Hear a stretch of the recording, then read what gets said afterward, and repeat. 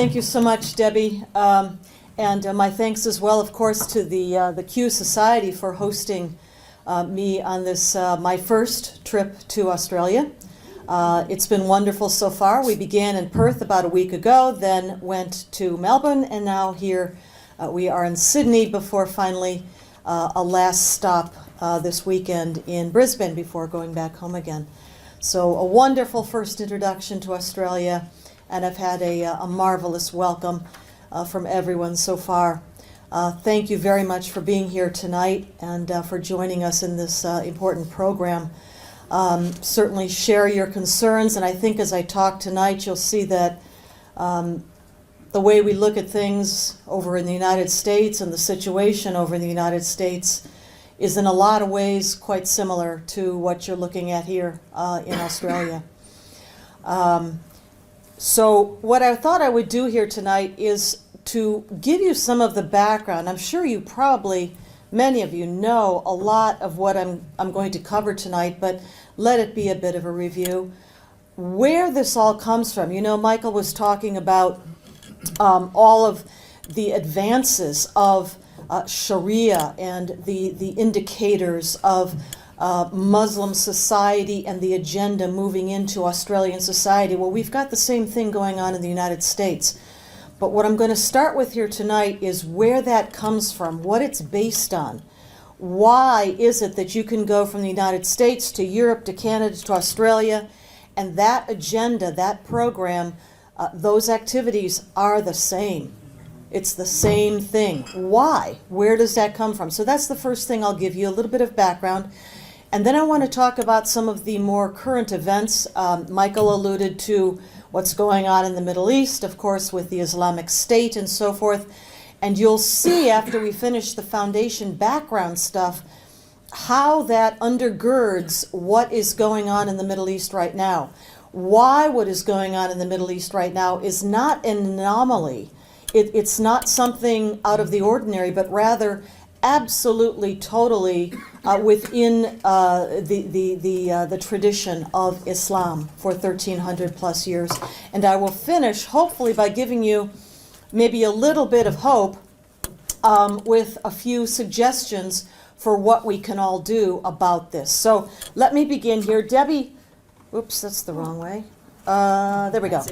Debbie mentioned some of these things to you. This is just a little visual of some of my own background. But suffice to say, the first part of my career was spent with the Central Intelligence Agency, although nothing to do with Middle East or Islam for those 20 years. I was actually focused on the Soviet Union, Russia, weapons of mass destruction and so forth, but turned to the Middle East and a study of Islam, a deep dive into Islam after the attacks of 9/11. More recently, though, now and for the past 14 years, I have been in the private sector, and I work now in the policy community of Washington, D.C. in the United States. As Debbie mentioned, I work with a think tank called the Center for Security Policy. That is, I don't know if you have think tanks here per se, but it is a nonprofit organization that is both academic in nature and also activist. And so the academic part of it is scholars affiliated with it that write and speak and broadcast and so forth. And the activist part of it is that we try to get out and talk to people. We do a lot of briefing up on our own Capitol Hill with our congressional members and try to inform people. So that's the activist part. All right. I want to mention first, we have the, okay. The books that I rely upon when I talk to you about these subjects. I do not have any kind of degree in Islamic studies. I have studied all of it, and the Quran and the Hadiths and the Sharia, the Sirat, that is the biography of Muhammad and so forth. But I don't have a degree in any of that. And so when I talk about this, I've got to rely and reference to you the original source material that it comes from. So if I'm saying something to you, I'm going to source it to an original source, typically, and most often if I can, to an Islamic source. It won't be from some Western university professor someplace. But this book, let me mention first, is one that I had the privilege of editing. And so this book was published about 4 years ago by my think tank, the Center for Security Policy. It is dedicated to an explanation of what is Sharia, what is Islamic law, and then the second half of it is about the Muslim Brotherhood, which is, certainly in the United States, Canada, Europe, to some extent I think here, but perhaps less so, acts as the vanguard for the infiltration, the insinuation of Sharia into our societies and indeed even our legal system. So I want to recommend this book to you. Back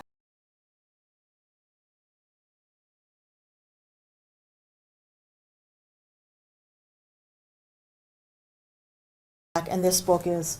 All right, to begin with, obviously, the Quran. We can't talk about Islam without talking about the Quran. That is the very first, work of reference that has to be read and studied and mastered. So this is the particular volume that I use. There are various different volumes and translations, but this happens to be the one that I use.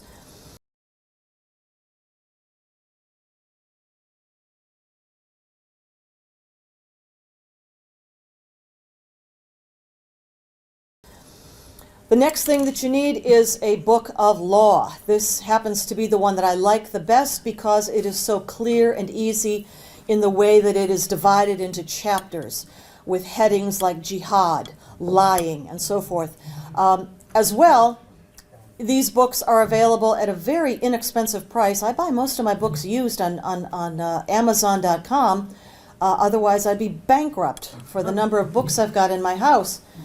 But this one is available on Amazon, and it is the book of law that I use most often as a reference. It is Sunni law, but let me tell you that between Sunni law and Shiite law, there's not a whole lot of difference on the major topics like jihad. There's not a sliver of difference between them. On minor things, and certainly the most major difference between Sunni and Shiite is, of course, who followed Muhammad, who got to be the successor to Muhammad.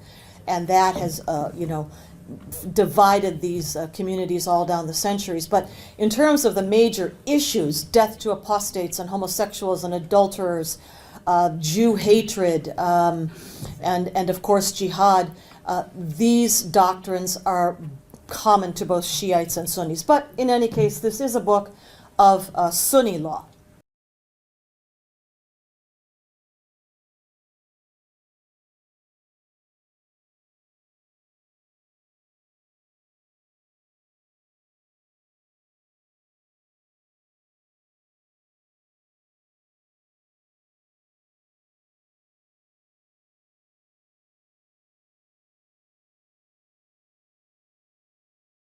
All right, so here's another one that I'd like to recommend, and it's a small book. It is, you're looking at two different covers of the same book. That's the same book there. Milestones, it's called. It's written by Sayyid Qutb. Sayyid Qutb was one of the foremost theoreticians of the Muslim Brotherhood, Egyptian, was executed by the Egyptian government in 1966, but he wrote this book in the early 1960s while in jail. And it's important because it lays out the premise, the doctrine, with the right references back to the scriptures and the law of Islam for jihad in the modern era. And I will tell you that I have trained and taught, been an instructor to United States military personnel for a number of years, and they will tell me that on the battlefields, Iraq, Afghanistan, when they capture and kill bad guys, this book, in whichever translation, Arabic probably most often, it's in their pockets, it's in their backpacks. This is their manual. That's why I recommend it to you. The word milestones basically refers to the posts that are on like an interstate highway, where they mark off the miles, or kilometers would be for you, but the point being that Islam is to be introduced into any community gradually, step by step, milepost by milepost. That's what that's about, and that characterizes the approach of the Muslim Brotherhood, why it's so important.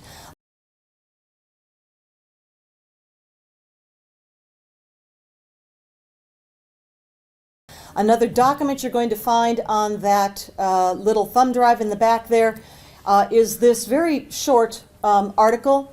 It was published in Der Spiegel, which is a German publication, 9 years ago in 2005. And it was the interview of one of the top leadership figures of al-Qaida.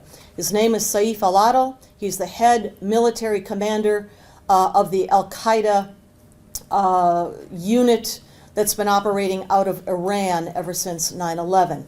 They got the interview with him, and he laid out the 7 phases of conquest.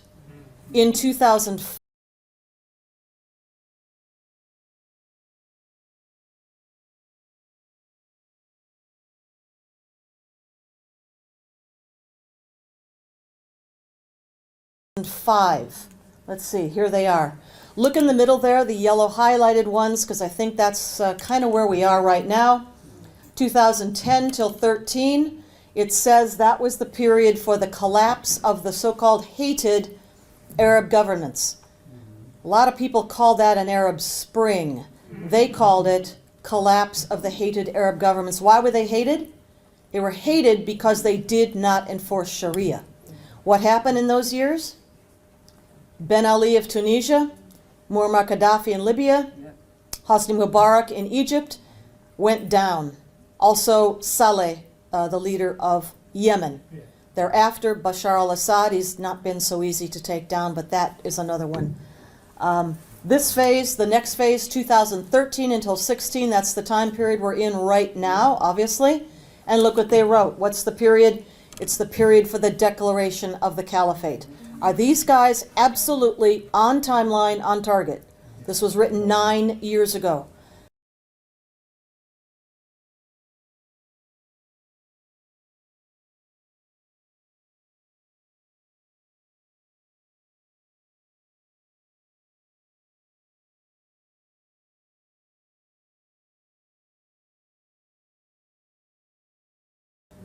You want to guess how many of our senior national security officials even know this article, this interview was published? I don't know, but I have my doubts. All right, in the words of our enemy, here is Ayman al-Zawahiri. He is now the head of al-Qaida. At the time of this quote, he was the deputy to Osama bin Laden. He's speaking in the year 2008, November, right after our presidential elections when Barack Obama was elected. He didn't take office, one moment if you would. He didn't take office until January. We always inaugurate our presidents in a January. But he had been elected, and everybody knew that he would be president. Well, understanding what you said in relation to the Arab Spring, you've said that there was an overthrow because the heads of the government, or the heads of their governments, didn't enforce Sharia law. So why did the American government support the Arab Spring? Let's keep going here. As I describe this, I want to lead into how the American government became infiltrated and influenced by the Muslim Brotherhood in particular in the United States. That is what happened to our government. We'll get to that as we go forward. We'll take questions at the end. Yeah, we will. I'll make sure I'll plenty of time for answer as questions. many as Wait, you have. Listen. So anyway, Ayman al-Zawahiri speaking in November of 2008. And look what he says again, the highlighted words here. He is speaking directly to Obama. And he says, you are facing a jihadi awakening, but you refuse to recognize it and you pretend not to see. Does that sum up the situation? Exactly, in our country at least. All right.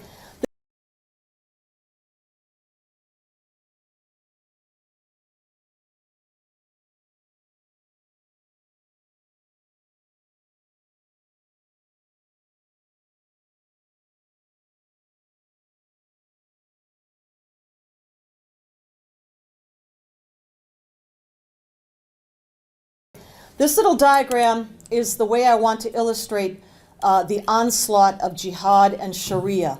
Up at the top, is this a pointer as well? Does it go red? Oops, no it doesn't. No, it's okay. Never mind, but look at the top row there. And off to the left-hand side again, there's Ayman al-Zawahiri. He is, of course, the head of al-Qaida now. In the middle is Hassan Rouhani. He is the new, since last year, president of Iran. And then over on the right-hand side is Abu Bakr al-Baghdadi, the head of the Islamic State. obviously, it's very clear that they are pounding on us. They're coming for us. They've already hit us in many ways. But the onslaught from them is direct, it's visible, it's kinetic in many cases. What I want to emphasize, and really with this whole presentation, is that that's not the only onslaught facing us. The rest of it is coming at us from the sides and from underneath. So over here on this side, I have got on the left a little photograph there of Hassan al-Banna, who is the founder of the Muslim Brotherhood. That's coming at us, in particular, United States and Europe, Canada. Over on the right-hand side is that book of law that I use, so I'm saying Sharia is coming at us.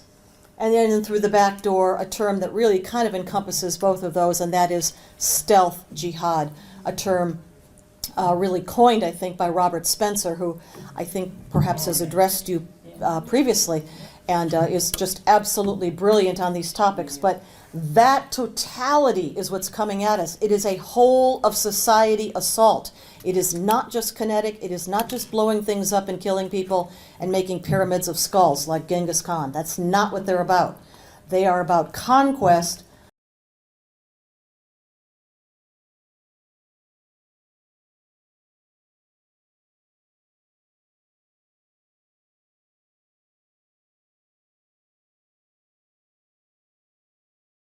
To what? These are the objectives. The objectives of al-Qaida, the objectives of the Islamic State, and the objectives of every single other Islamic jihad organization in the world, be it Hamas, Hezbollah, Taliban, Lashkar-e-Toiba, you name it. These are their objectives. They only want two things. They want the establishment of Islamic government, meaning a caliphate, right? And the enforcement of Sharia, Islamic law. Just two things. Caliphate and Sharia. That is universal to every single jihad organization on earth.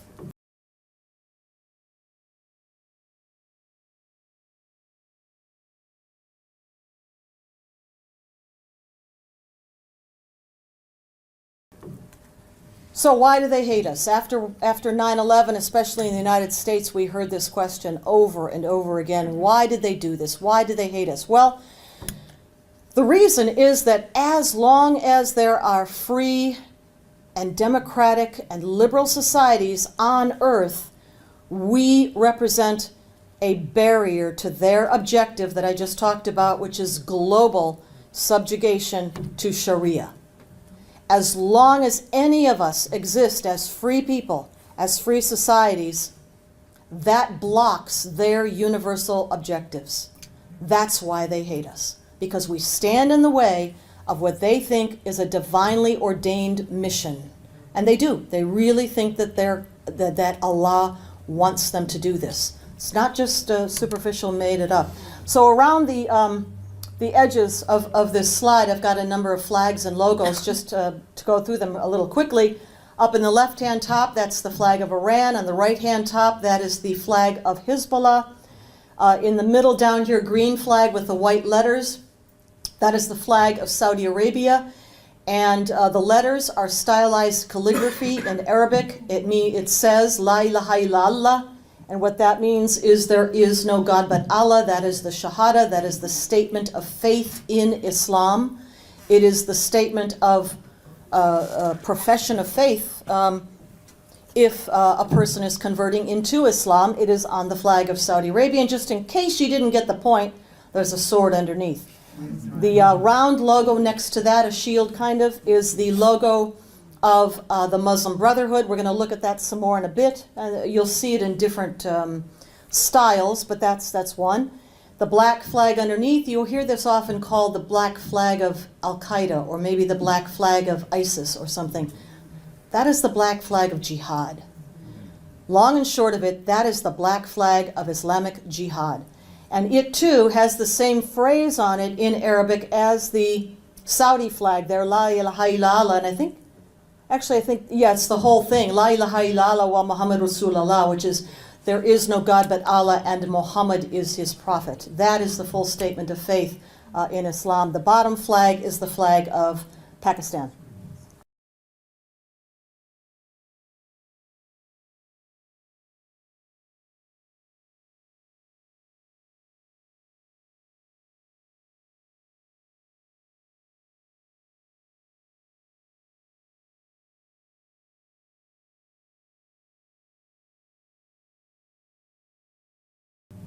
All right, we can see that Sharia is advancing on a lot of fronts around the world, not just the Middle East, but here in Australia, in Europe, in Canada, in the United States for sure. MENA stands for Middle East, North Africa. There and in the Middle East, the advance of Sharia has reached the violent stage. It is the final push. It is the ethnic cleansing of the original indigenous peoples of that region. That's by revolution. And in the West, so far, it is what the Muslim Brotherhood uses the term itself, civilization jihad. There's another document you're going to see if you take a look at that thumb drive in the back. And the document is called the Explanatory Memorandum. We're going to talk about that a little bit more, but that's where that phrase comes from, civilization jihad. And it is a phrase that was coined by the Muslim Brotherhood itself, and it means the infiltration by stealth and by guile of a Western civilization without or preceding the final violent push. It is not violent yet, so we would call it perhaps pre-violent.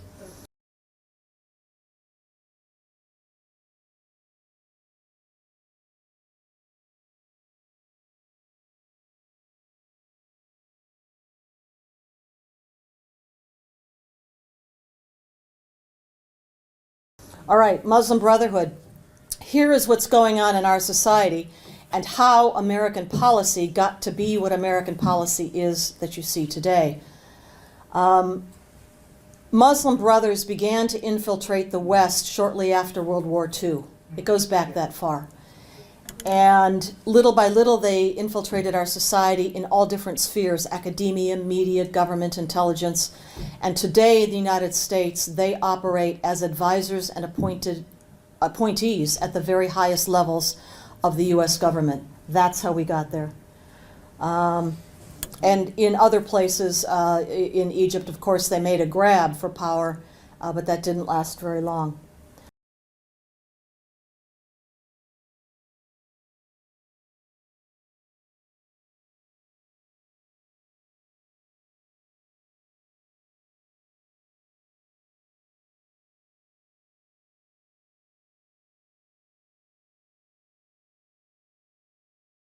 All right, here is the Muslim Brotherhood again, and another version of its logo. It's the same one, just a little bit different style. This is their motto: Allah is our objective, the Prophet is our leader, the Quran our law, Jihad our way, and dying in the way of Allah is our highest aspiration. That is the motto. You may have heard then presidential candidate Mohammed Morsi in the middle 2012 absolutely roaring this motto out to the crowd, which roared right back at him in approval. This is the motto to this day of the Muslim Brotherhood. Now here's the logo. At the bottom you'll see a little word in Arabic. It says wa'idu. Wa'idu means prepare, make ready. And every Muslim knows what that means. It is a reference to verse 860 of the Quran. And that verse says, it begins with that word. It begins with the word prepare. Make ready your forces to the utmost of your power, including steeds of war, to strike terror into the hearts of the enemy. That is what the logo refers to, and everybody who sees that word on that logo knows the rest of the verse and where it came from.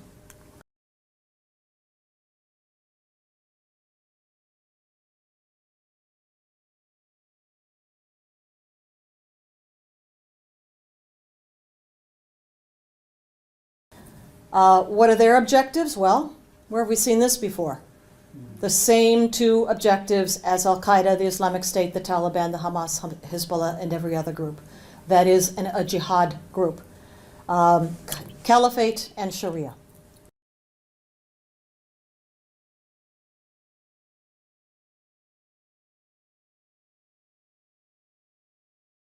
Here's Andy McCarthy. I don't know if you're familiar with him, but he's a marvelous author. He was formerly a prosecutor with the Department of Justice in the United States.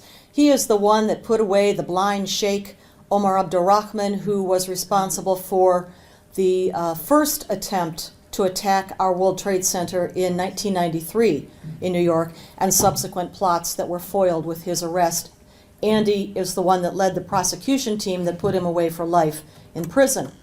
But here's what he said. The objective of Muslim supremacists is to dominate and Islamize countries, not to emulate them. What he means by this is when we think that there are some sort of universal values, universal principles for mankind, there aren't. There just aren't. There are Judeo-Christian principles that we are all familiar with and that seem so right to us and have done so well in building our societies that we think they just must be universal, mustn't they? Well, no, they're not. They are not. And so the point being that when we are up against an Islamic jihad movement, we are up against a completely different value system. What we value, they do not value. What they value, we abhor. We believe in individual liberty, the dignity and the equality of every human being born at birth. We believe in equality. We believe in tolerance, pluralism. Those are Judeo-Christian principles.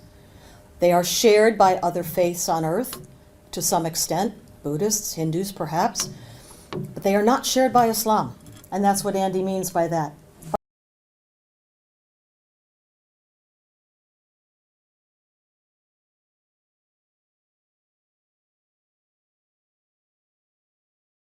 All right, let's look at some of the key leadership figures of jihad movements. Every last one of these guys on this page began life as a member of the Muslim Brotherhood. Up in the left corner, Abdullah Azzam, sometimes called the godfather of al-Qaida. Up in the top right, that is Osama bin Laden, Ayman al-Zawahiri, and down at the bottom, Khalid Sheikh Mohammed, the so-called mastermind of the 9/11 attacks in New York City. Every last one of these guys began as a member of the Muslim Brotherhood. Muslim Brotherhood is a gateway drug. It is a conveyor belt to violent jihad. Whether or not as a brother they ever were violent, that is a conveyor belt to the violent groups.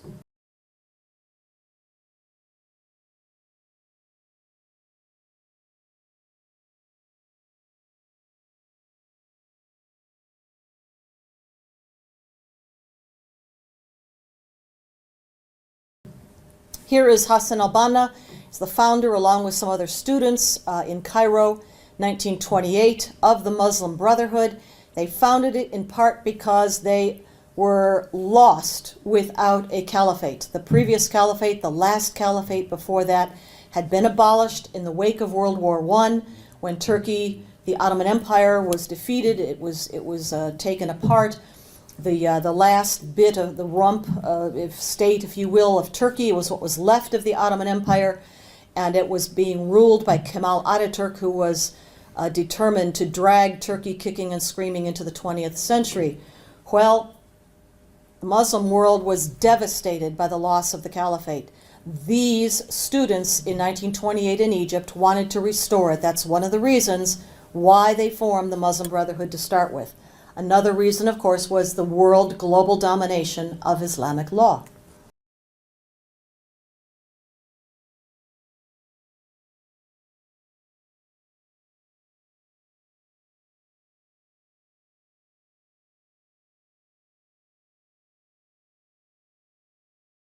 Here is Said Qutb again, the author of that book called Milestones, and I just wanted to highlight here again the global objective of the Brotherhood and of every other Islamic Jihad organization. It is not just for Egypt or just for Syria or what have you. It is global in nature, and this is what Said Qutb says, the movement of Islam. Go down to the bottom. Its sphere of action is the whole earth. Okay? They make no secret about this. It's not like this is some classified bit of information in a little dark box someplace. This is published. It is globally known. It is out there on the internet for anybody to see or to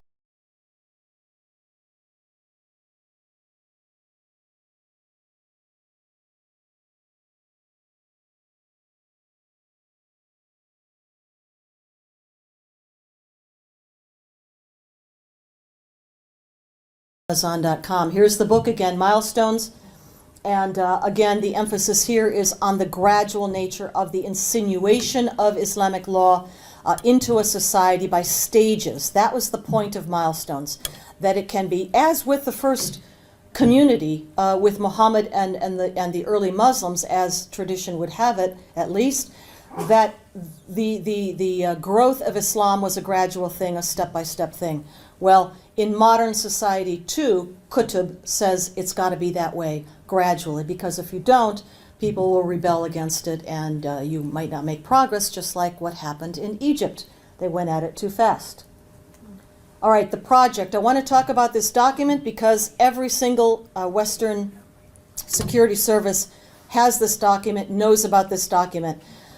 It was seized in the villa of a well-known Muslim brother named Joseph Nada in Switzerland right after 9/11 in late 2001. And the document contains the 100-year plan for the conquest of Islam. Okay, 100 years. It was written in 1982, but as I said, not seized until 2001. But 100 years is how they think in terms of their conquest. They're patient, they're methodical, they're willing to go step by step. So what it contains is a blueprint and a program for imposing Islam and Islamic law.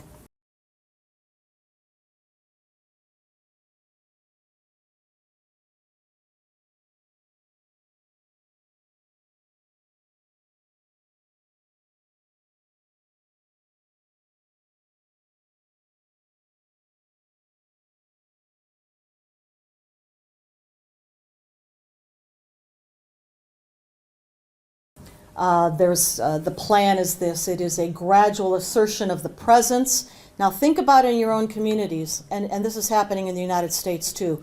What happens first? A great big mosque goes up someplace. There might not even be a big Muslim community in that neighborhood or city, wherever it may be. But the mosque goes up. Who knows where the funding comes from? But the mosque goes up and it seats 3,000, 5,000, whatever. In Europe, there are some that are will seat 10 or 15,000 congregants.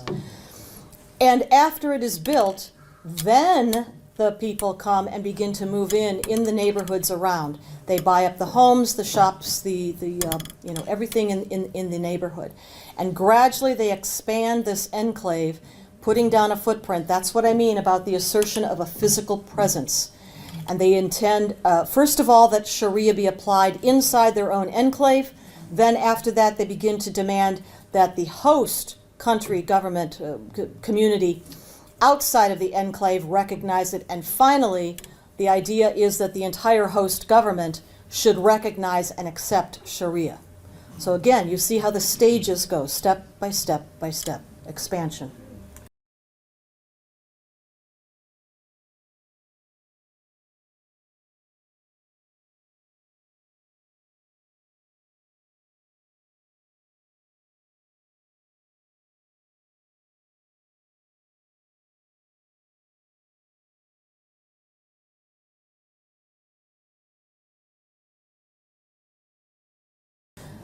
These are the phases of the movement outlined in that document. Look again in the middle there, the highlighted parts, because that's probably more or less where we are in the West, in Europe, Canada, US, perhaps here as well. Escalation phase, and then an open public confrontation with essentially the host community and the host government.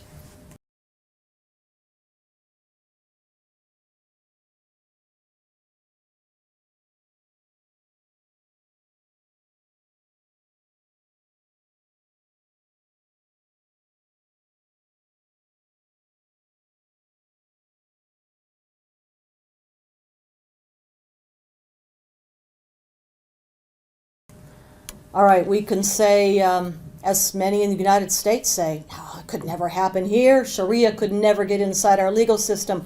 We have a constitution. Australia has a constitution. We've got laws. Well, at my think tank, the Center for Security Policy, 3 years ago, we conducted this study, and we wanted to see how far Sharia had gotten in American courts. And so we had to bound the study because we found so many hundreds of examples that we could not possibly include them all. So we took it down to just those cases that we could identify at the state appellate court level.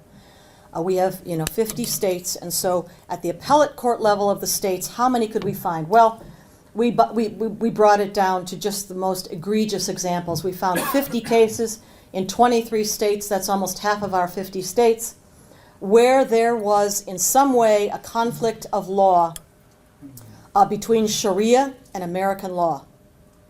Now that doesn't mean that Sharia won the case or dominated or won out in the end, but it means that somehow the judge, the plaintiff, the defendant, somebody tried to introduce Sharia in a way in that case that conflicted with American law. In some cases, actually, Sharia law did, at least in the first instance, triumph, and some of it had to be overturned. But just to show you that it's already in our legal systems.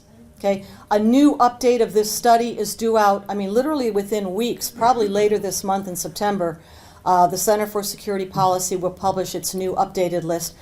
Larger numbers, more cases, it's expanding, in America at least. So if you'd like to see any of this, you can go to, I think that's the title of it. I think if you Google Sharia law and American courts, you'll find the study. Or you can just go to Center for Security Policy website. By the way, I've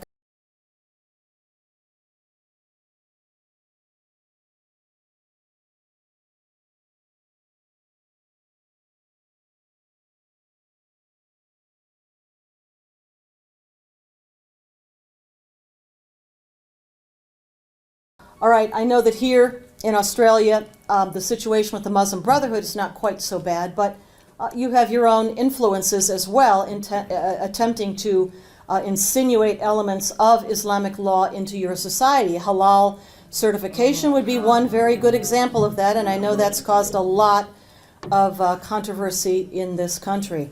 The other place would be the schools. You need to look at your kids' school books. We'll get to that at the end as well. But at least so far there are no Islamic courts as there are in Britain, for example.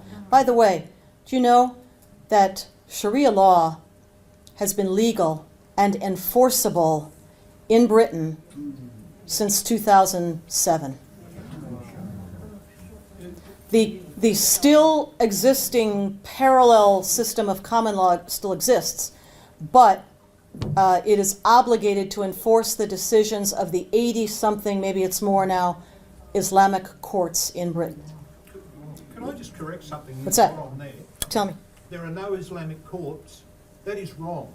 There is an Islamic court that sits In- at the Lakemba Mosque on Okay. a very regular basis, and this was the subject of a All right. TV show about a year ago, put on SBS. I will update my slide. Yeah, no, so So it's here. there we are. Sadly. All right.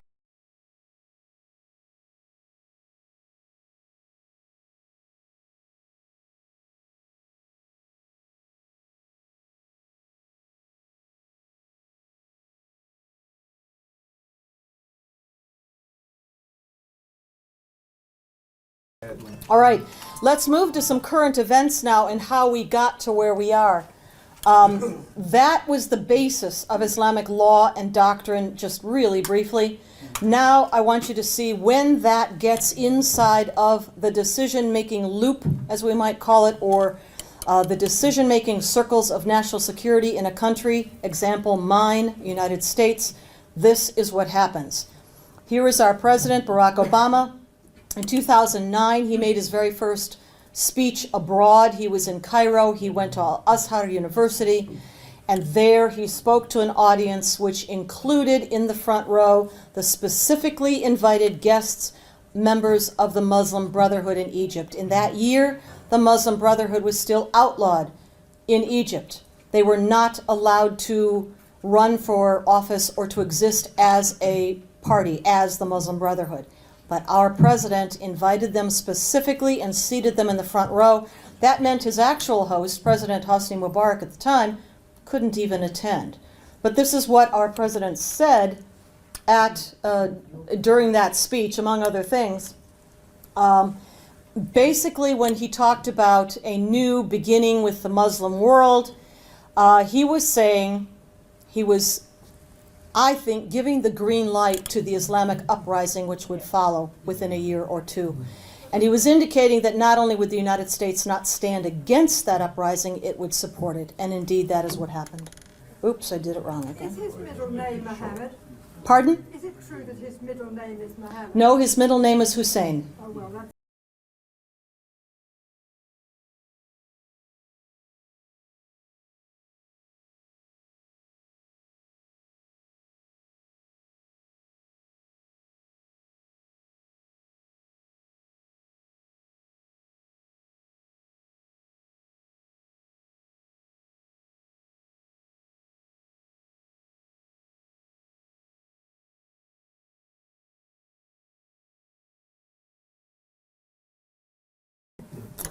So the Arab Spring, as some people would call it, unfolded, beginning in the spring of 2011, and there were revolts, as we mentioned, Tunisia, Libya, Egypt, and other places.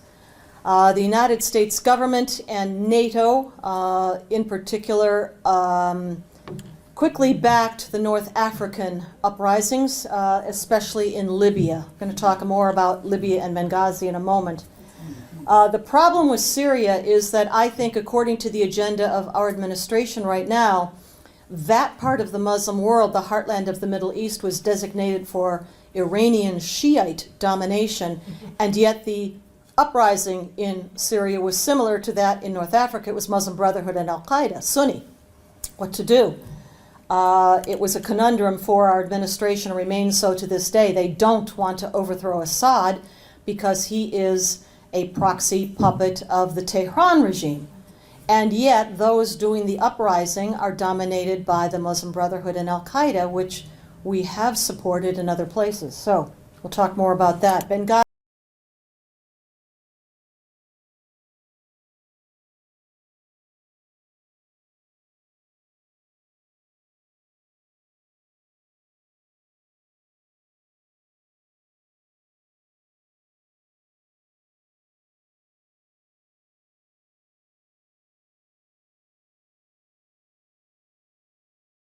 Benghazi, why does it matter so much? Well, aside from the fact that 4 brave Americans lost their lives in the attack of September 2012, it matters because I think that is the time and the place that is the best illustration of what happened to our government and our national leadership.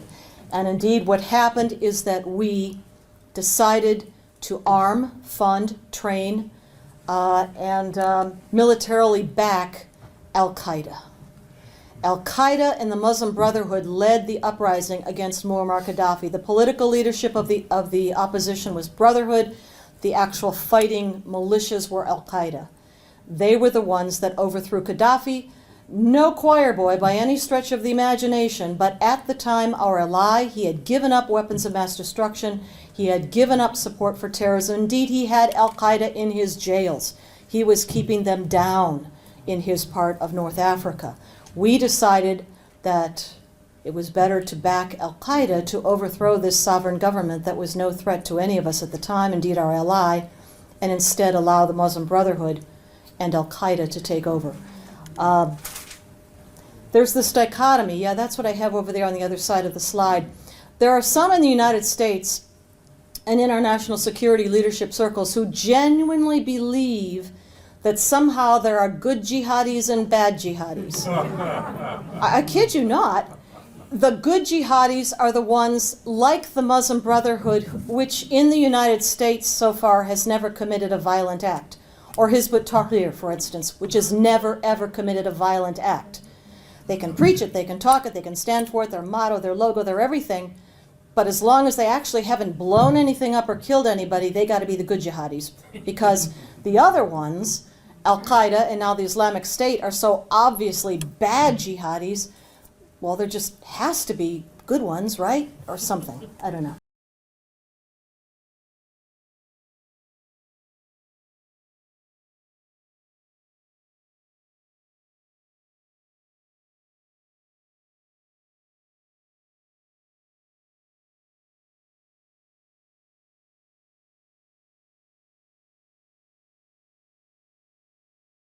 All right, in Benghazi then, here is our Christopher Stevens, ambassador, who was killed. His job, though, in 2011, before he became ambassador in 2012, he was named the envoy to the Libyan revolution. His job was liaison to al-Qaida. It's America's first envoy to al-Qaida, in fact. That was his job, to make sure that al-Qaida and the Muslim Brotherhood won the Libyan revolution, which they did with the help of the facilitation of arms and weapons deliveries to Libya. There's some interesting news today. I don't know if Fox News is available in Australia. Is it? Okay, not in my hotel, but I've got it on my laptop so I can see it. But Fox News has just announced a special to run over the weekend, this coming weekend, on their television channel. And that special is our interviews with three commando security guards who were at Benghazi the night of the attack. These guys are now retired from U.S. government service. They are speaking out. They went to Fox News. They also wrote a book. It's called 13 Hours. 13 Hours in Benghazi, I think it is. Anyway, that is also available. Pre-sale at the moment on Amazon. It'll be open for sale completely next week. But the point about the interview with these three guys has just been announced. Brett Baer will host the special. It'll run multiple times over the coming weekend. And these three guys, were at the CIA annex, they call it.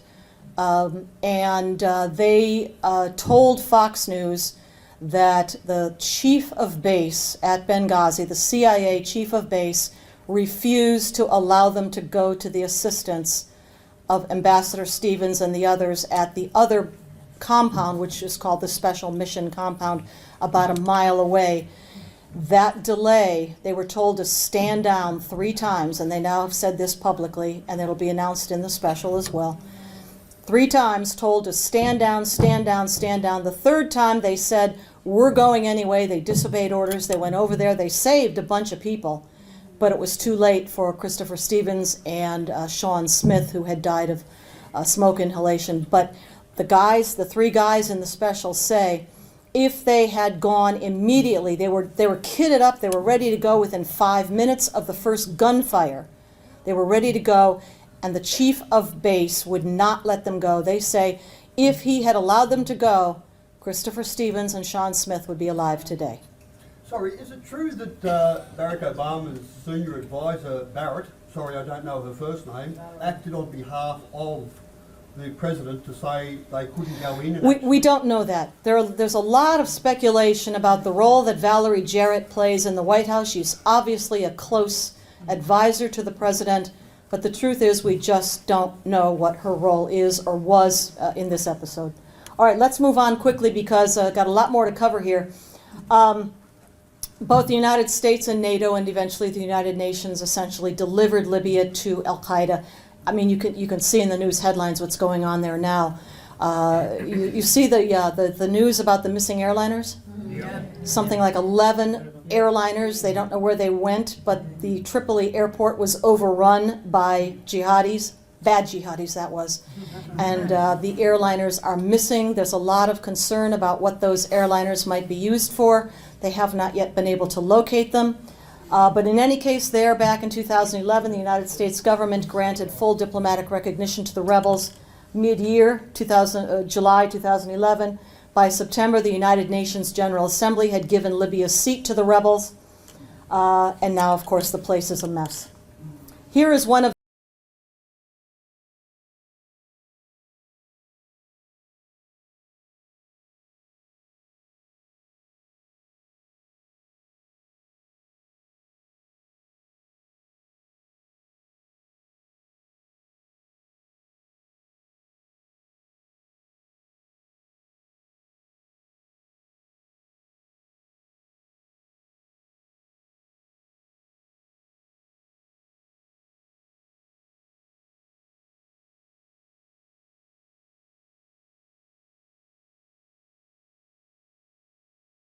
the leadership figures, Muslim Brotherhood leadership figure. His name is Mustafa Jalil. And here is what he said at the time about their intentions for that revolution. We, as an Islamic state, determine that Islamic law, a major source for legislation, and so forth. Anything that contradicts Islamic law will be considered null and void. What is this in line with? The objectives, the same objectives that every jihadi has. Caliphate and Sharia. And he says it, I mean, he's standing in front of a microphone there, right? And cameras.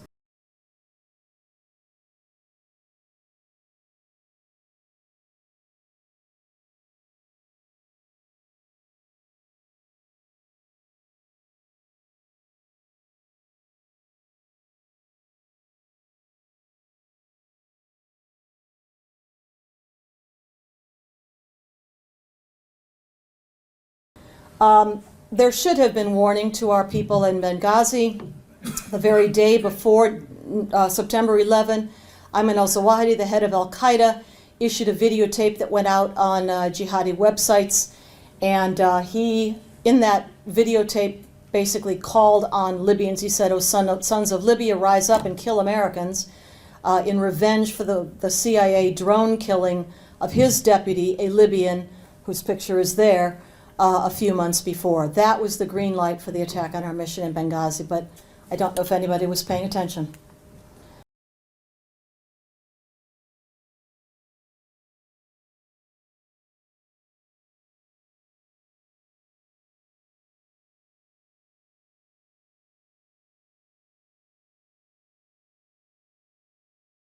And so the attack went forward, and it was military, it was coordinated, it was well organized, probably practiced, probably rehearsed, and it used heavy weapons, automatic rifle fire, RPGs, and eventually mortar fire that killed 2 more for the total of 4.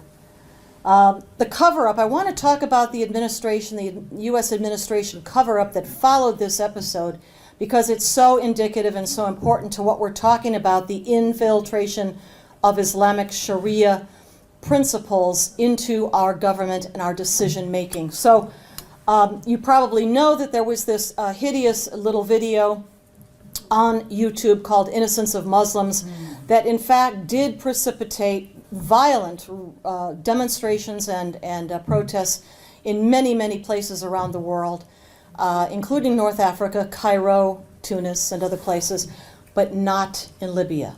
There was not one single protest about that video in Libya. That is not by accident.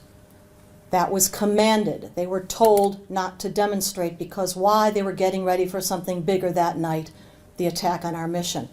But our administration nevertheless seized upon the video to use it not only as an excuse and a cover-up for why the attack happened at our mission in Benghazi, but also, I think, to further another objective, which is a Sharia objective. And here's how that goes. One of the principal agenda items for the Organization of Islamic Cooperation, that's the logo, you see it there at the bottom. The OIC is the international head of state organization that includes 56 Muslim countries around the world, plus the Palestinians, total of 57 members. And you can go to its website. It's in English, it's in Arabic, it's in French, whatever you like.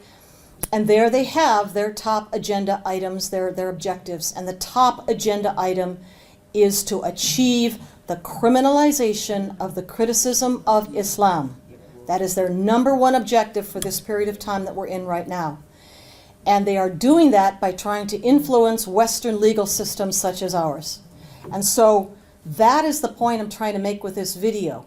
When our administration said it was the video, well, why would they say that? Because what comes next is the agenda of the OIC.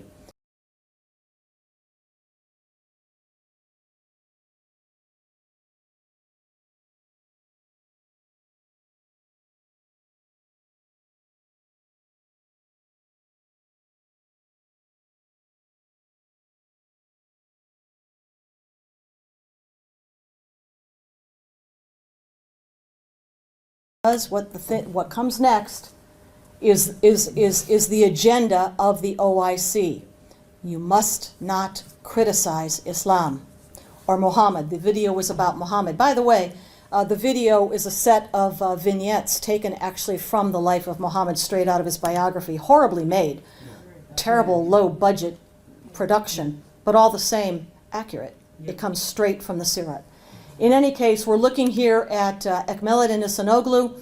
He is the former Secretary General of the OIC. There's a successor now to him this year. But here he is down at the bottom with our former Secretary of State, Hillary Clinton, and they've worked together on something called the Istanbul process, a process which is intended to infiltrate, insinuate Islamic law on slander into the American legal system. Slander in your legal code and in ours has a very specific meaning. And in the American one, it has to be something false, it has to be known to be false, and it has to cause actual damage in order to achieve a conviction of slander in the criminal code of the United States. I expect it is something similar in the Australian legal code, but not so in Islamic law.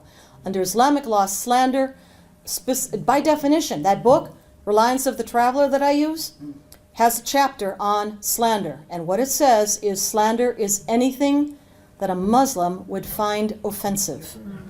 That means telling the truth, even about Islam, if it is offensive. And of course it's offensive when you get into some of this.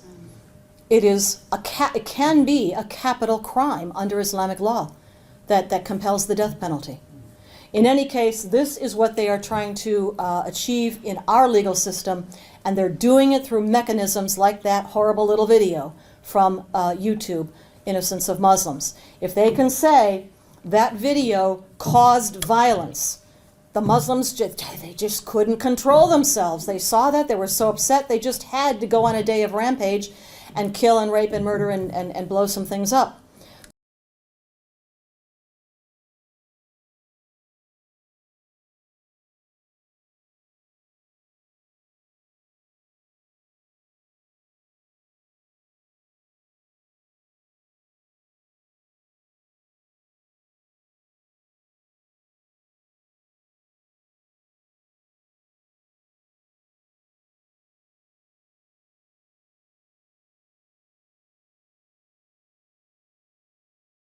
After the attack on our mission comes the annual United Nations General Assembly, which always convenes in New York City at the end of September, and there they were this year too, 2012, and one after the other of the OIC heads of state got up to the podium and condemned the video and demanded curbs on free speech. Limit free speech. If you just wouldn't offend us, we wouldn't get upset.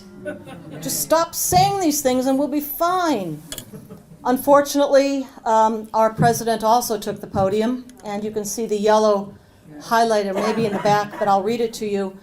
Here is what our president said when he took his turn at the podium. He said, "The future must not belong to those who slander the Prophet of Islam." It's on the whitehouse.gov website if you care to check it out.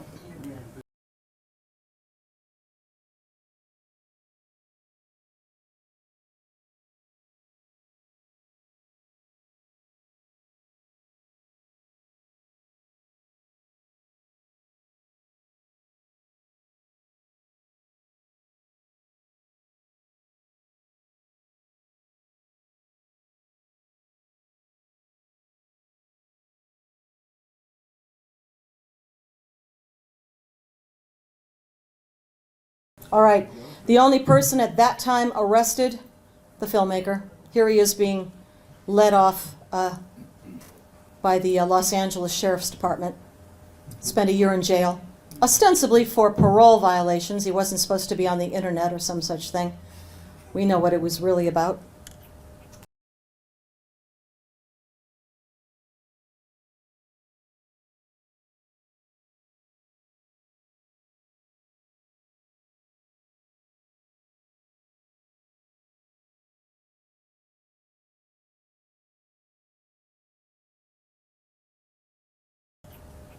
All right, let's go now to the rise of the Islamic State or the Caliphate.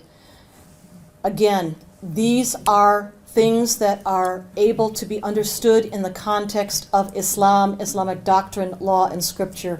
If you understand those things, you understand why these things are happening. So let's look at the caliphate, or the Islamic state. Grew to power really during the Syrian civil war, although its roots go back much farther than that, to the middle or early to middle 2000s, when it began as al-Qaida in Iraq, AQI, when our troops, and I think some of yours, were over there as a coalition fighting against these militias. And Abu Musab al-Zarqawi, who was killed in 2006, headed up AQI for a time before he was killed. Well, this organization grew out of that. So IS is an outgrowth, offshoot of al-Qaida.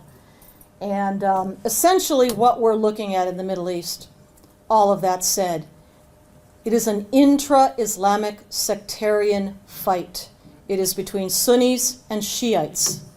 It goes back to the time of Muhammad, or right after his death, reportedly in 632, when they could not decide on the succession, and they fought about that. One part, the majority said, well, we should pick the best man from the community, and those were the Sunnis.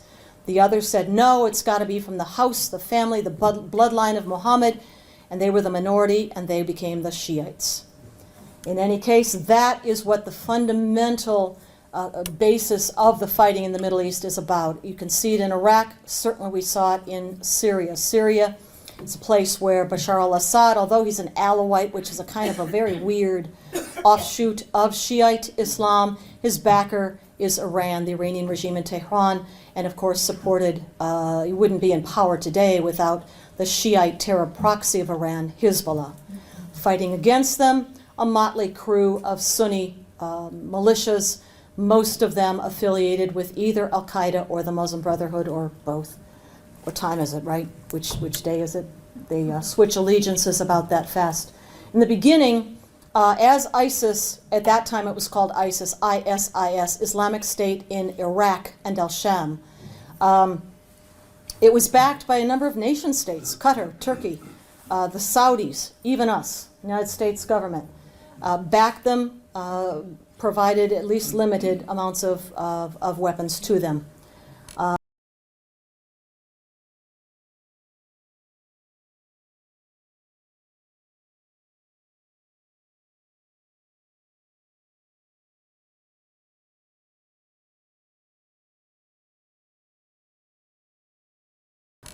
Abu Bakr al-Baghdadi grew up, of course, an Iraqi. He is Iraqi, although he's not really from Baghdad, as his name tries to imply. He's from Samarra, but he is Iraqi, and he calls himself now the commander of the faithful. He sets himself up to be caliph. He took the name Ibrahim, Caliph Ibrahim.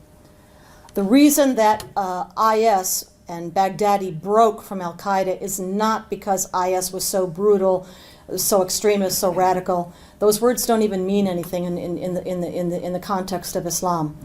What they're doing cannot possibly be called extremist or radical, because it is absolutely normative, and it tracks directly to the doctrine, law, and scripture of Islam. You can say, well, they got it all wrong.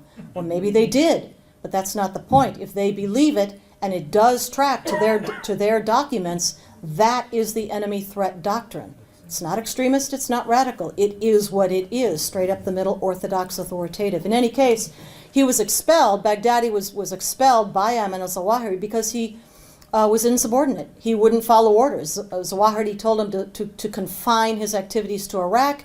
He said, no, I'm going to be in Syria too. And Zawahiri said, okay, that's it, you're cut off. That was the break.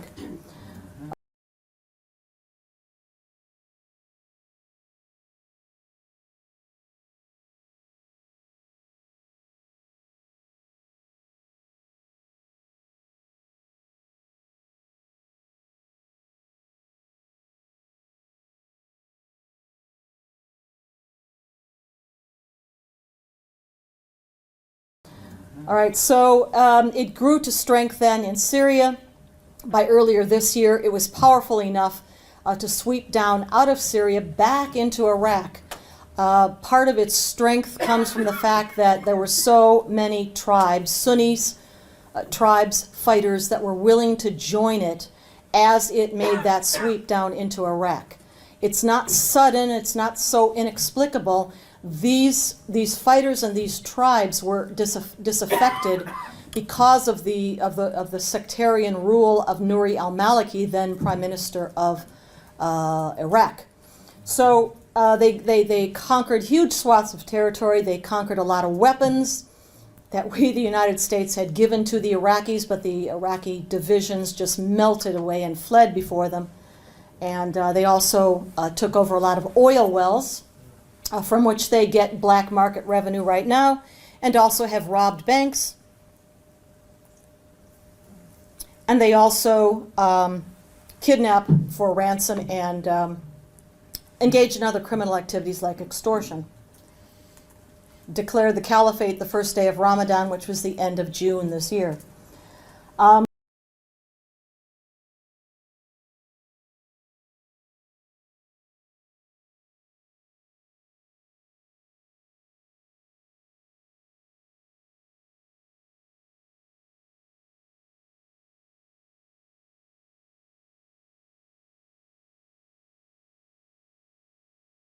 The world has really not seen this kind of jihad since the height of the Ottoman Empire. If you know your history, it's not strange, it's not unheard of, but there has been a hiatus, and that hiatus took place because of colonialism. The colonial powers, particularly Britain and the French, kept this down. Then the world wars disrupted everything. The Cold War, all of that's now finished. The Muslim Brotherhood has arisen. Oil has been discovered early 20th century all over the Middle East to fund all this stuff. And the lid's come off, essentially. That's why it's resurgent now. The lid came off. We, the West, were the lid. We took the lid off, and now it's coming back. Part of the reason that the United States, again, has been so ineffective in acknowledging, countering, coming up with a strategy to defeat this organization is because, as you may know, there was a government-wide purge between 2011 and 2012 of all training curriculum in the U.S. government that would deal with Islam truthfully, or make any connection between the inspiration of Islamic doctrine, law, and scripture for Islamic terrorism. All of that was physically removed. The PowerPoints, the presentations, and the instructors. People like me cannot instruct or speak in the U.S. government to students or analysts or anybody else.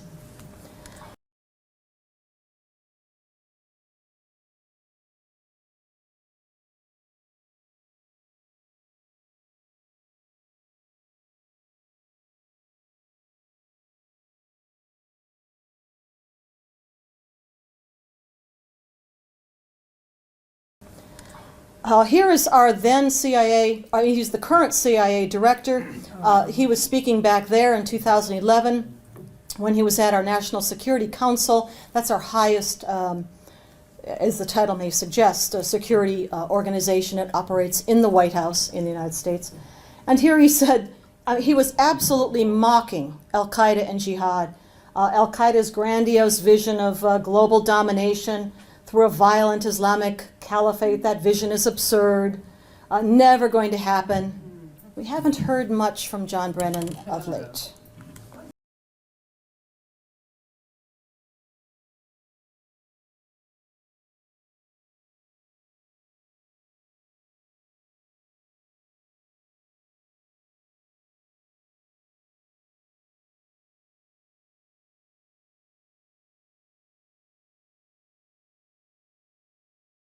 The current United States Secretary of Defense. His name is Chuck Hagel. It's panic stations now. I mean, all of a sudden they've glommed onto this stuff, and they are really in a panic. And here's what he said fairly recently, that IS is an imminent threat to everything that, every interest that we have. This is beyond anything we've ever seen. Well, it's beyond anything you've ever seen, Secretary Hagel, because you haven't done your homework. You haven't looked at the history of Islam, the 1,300 plus years of Islamic conquest and jihad. But it is a serious threat, and I don't mean to diminish that. I only mean to say that they are not fully aware of where it comes from.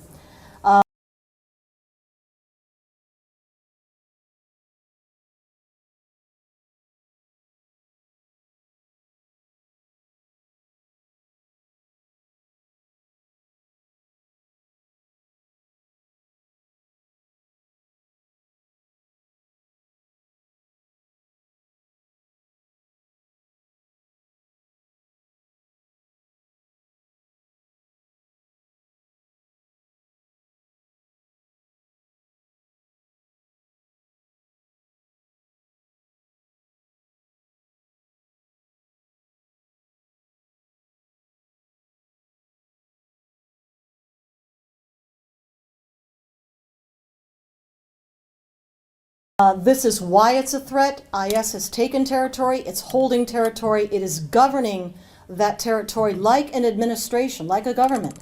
It is extracting taxes, it is building clinics, it is distributing food to the needy. It is doing everything in the territory it's conquered that a government would do. They are making every effort to look like a government, an Islamic government, a caliphate. They are also immensely attractive. This is another reason why there is such an influx of fighters to IS from all over the world. Success. It is something that draws jihadis who have dreamed of a new caliphate ever since, of course, the last one was abolished. And these guys are their vision of success. They are the ones, they want to be part of this. And so there are thousands of them with Western passports, like Australian, like American, Canadian, European, are absolutely flocking to the Islamic State.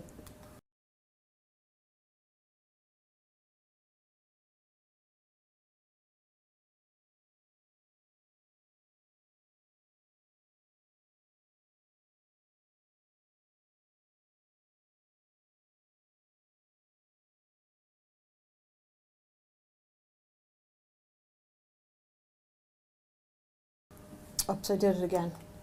All right. But that command to fight is not just, something that Baghdadi dreamed up. Everything he does is calculated to track to Islamic doctrine. And here is a citation from one of the hadiths, hadiths being the sayings, the actions, the collections of the sayings and actions attributed to Muhammad. This is from Sahih al-Bukhari, who is the #1 authoritative collector of hadiths. And he basically said that back then, he quotes Muhammad, that's what the apostle means, Muhammad. He said, I have been ordered by Allah to fight against the people. It didn't mean just the Arabian, well, it wasn't Arabian then, but peninsula. It didn't just mean the local tribes. This is open-ended. This is forever. To fight against the people until they testify that none has the right to be worshipped except Allah, and that Muhammad is the apostle of Allah. Sometimes jihad is even considered the 6th pillar. You know that there are 5 pillars of Islam, basic tenets of Islam. Well, very often jihad is called the 6th. It cannot be one of the first 5 or 6, because there is a time envisioned when the world will be subjugated to Islam, at which point there won't be any need for any more jihad. So it can't be one of the permanent pillars, but it is often thought of as the 6th. And I want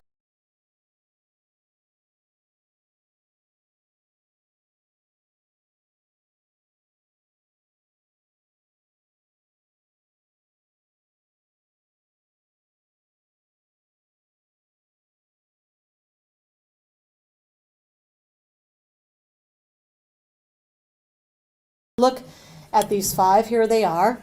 But look at the final one, the last one down there, which is zakat. Many people think that zakat is charity. It is not charity. It is an obligatory annual tax on all Muslim individuals and Muslim companies, firms.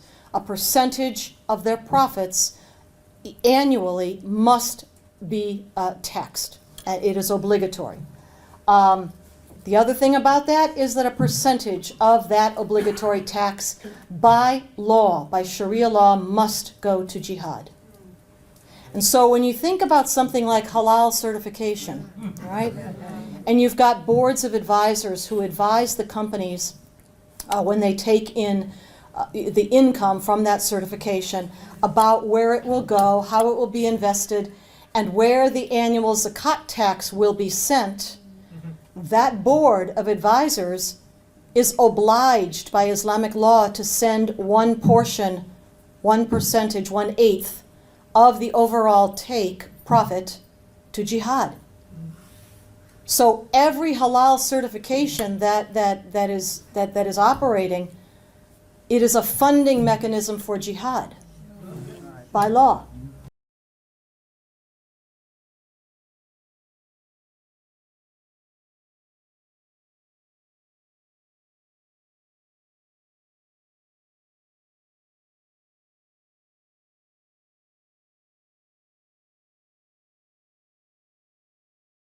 All right, here's the former, one of the senior clerics from Mosul, the area of northern Iraq. He is now in exile, Chaldean.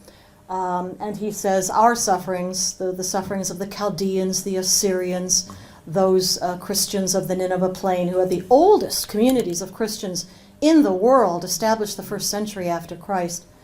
Our sufferings are the prelude to what you, European and Western Christians, what's going to happen to you.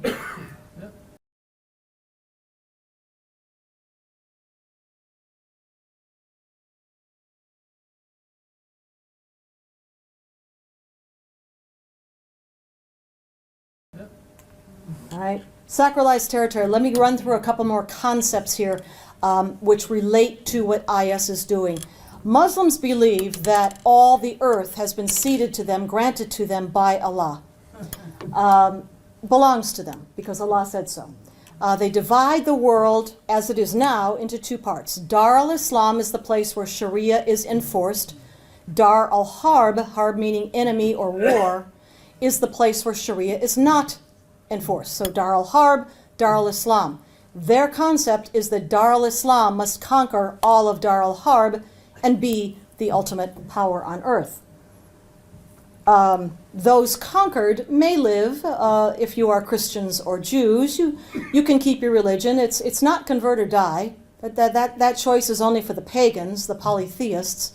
But if you're Christian or Jewish and have a revealed scripture, that being the Bible, you get what is called the third choice. Let me come to that in a minute.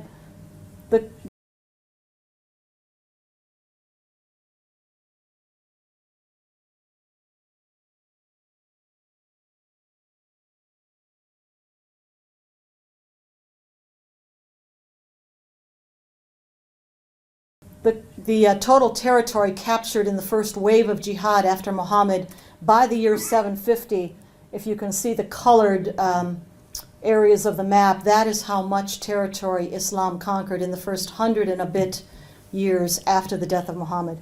Huge caliphate at that time, the first caliphates.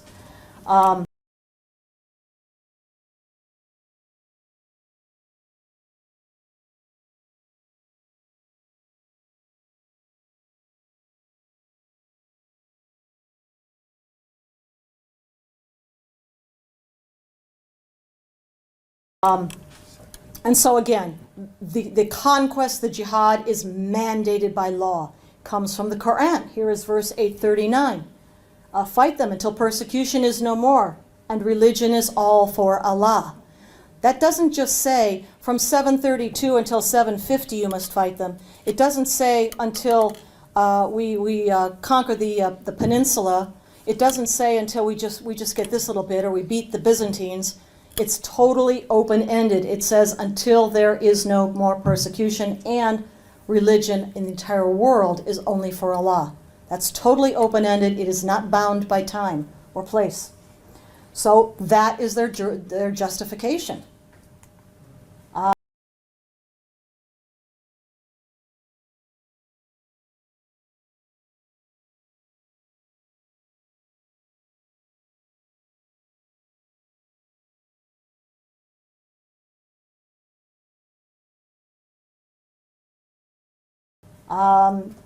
The final word about the conquest of Christians and Jews, that would be people of the book, comes in verse 929, which basically says again, fight those who believe not in Allah and so forth, even if they be people of the book, until they pay the jizya, the special poll tax for being permitted to keep your head for another year.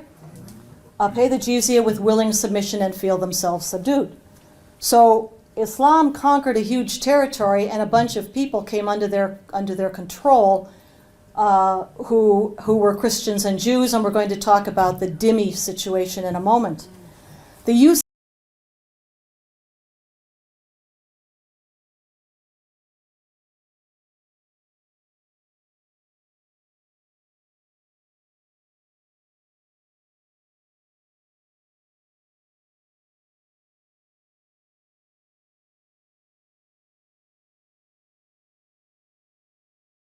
The use of terror, though, and this always goes along with the conquest, it always goes along with jihad, is again central and core and key to Islam and Islamic doctrine itself.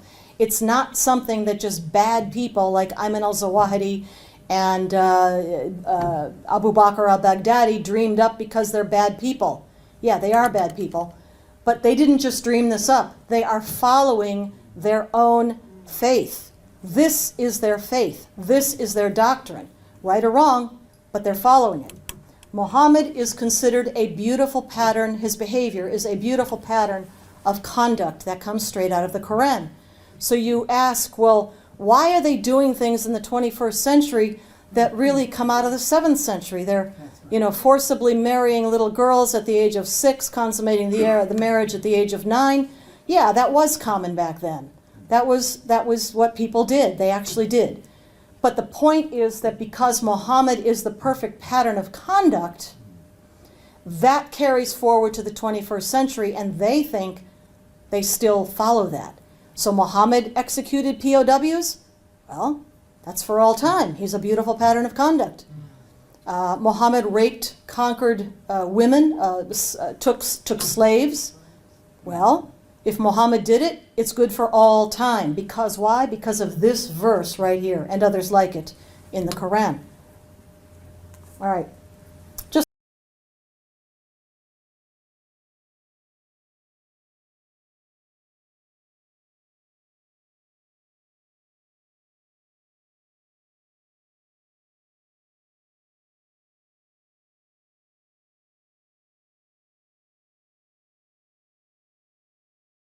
Just a little sampling of some of the verses out of the Quran that justify terror, justify jihad. I mean, this is just a small sampling I could fit on one page, on one slide.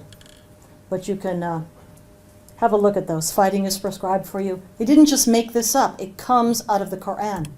All right, instead,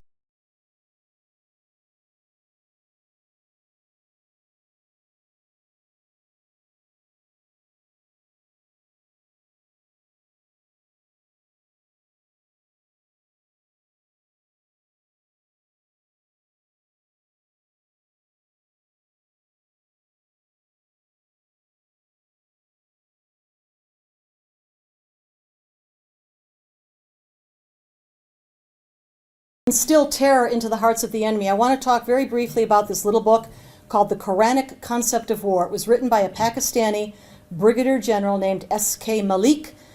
He wrote it in 1979, translated into English shortly thereafter. It is the Pakistani military doctrine. But because it's called Quranic Concept of War, it is applicable to all of Islamic war, Islamic jihad.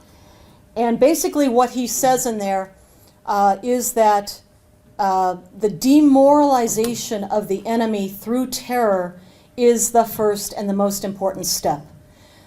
They believe that terror, of course based in the Quran, must precede the final push of jihad because it makes it easier. If your enemy, like the Iraqi divisions that melted away before them, are totally terrified of what you're going to do to them if you capture them, they capitulate, they run.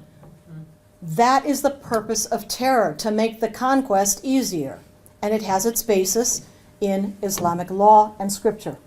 The psyops, in a modern sense, a modern military sense, the calculated use of terror might have their roots and might look as barbaric as what they were doing in the 7th century, but they are modern military tactics being applied right now and to great effect.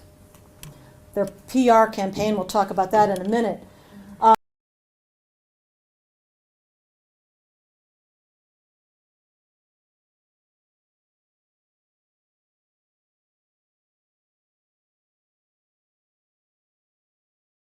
Certainly the execution of prisoners of war has its foundation in what else? The beautiful pattern of conduct of Muhammad's life.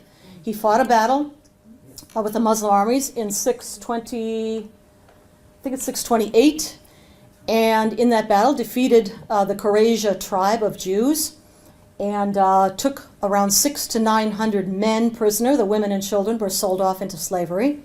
But the men were then beheaded, and Muhammad participated in that beheading. It is called the Battle of the Trench. And so when you see modern Islamic State forces executing POWs, beheading people, it is the beautiful pattern of behavior of Muhammad. That is what they're doing. And they have every justification in their own faith and minds to do that. All right.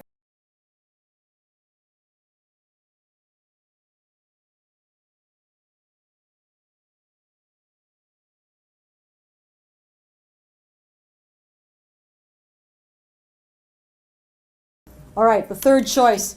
I began to talk about this a little bit ago. This is the book by Mark Dury, whom I had the great pleasure of meeting a few nights ago in Melbourne. And the third choice refers to the third choice afforded Christians and Jews.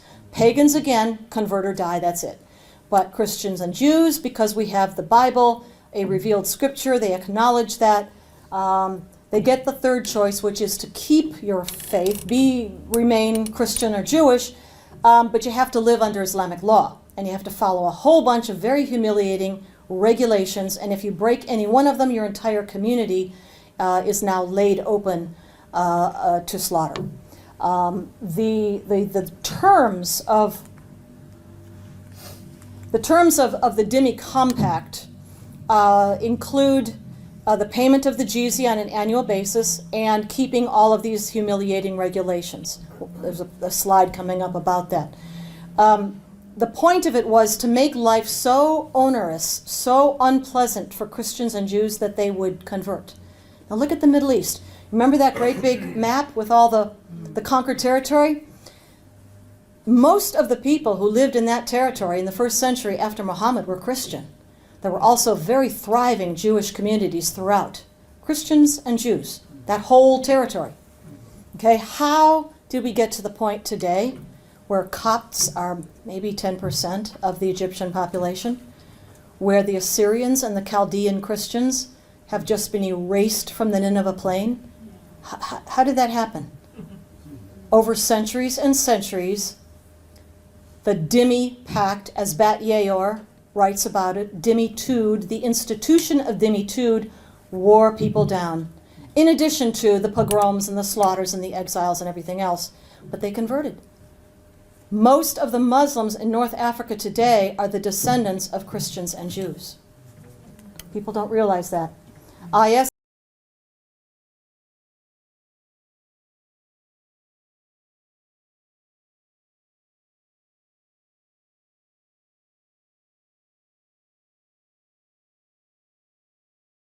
is following in the footsteps of Muhammad and the early caliphs, obviously, what they've done in Mosul.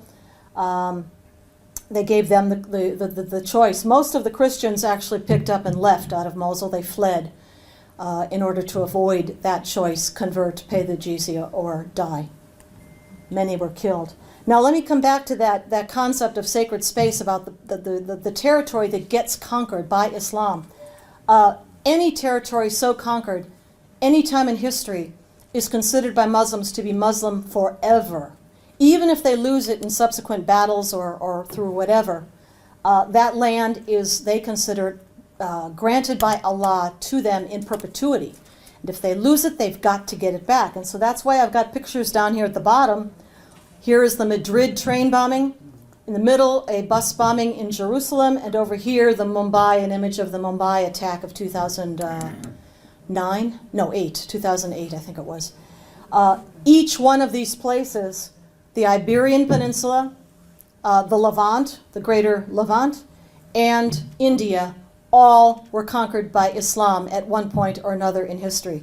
They all have to get it back. They believe that they have to get it back.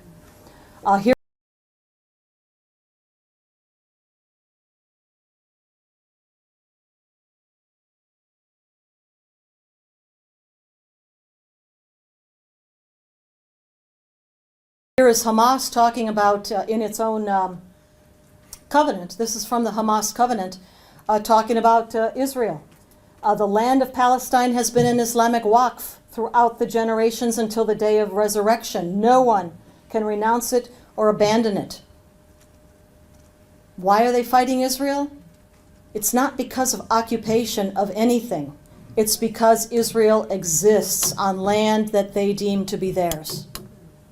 Conquered lands, the goods, the people, all fall to Islam once they're conquered.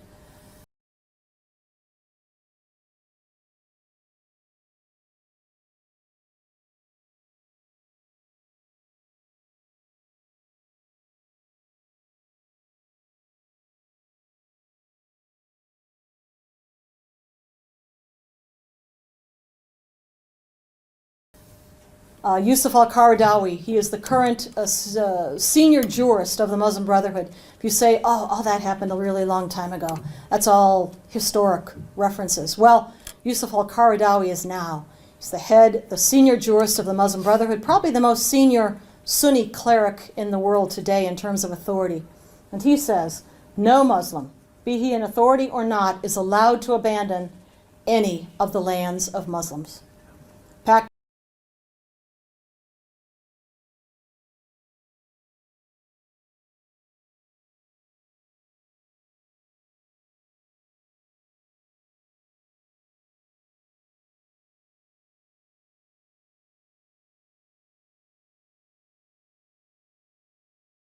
Pact of Umar, that is the pact for the dhimmis. Umar was the second caliph, Abu Bakr then Umar, and it is he, Caliph Umar, who laid this all out after he conquered a whole bunch of that territory.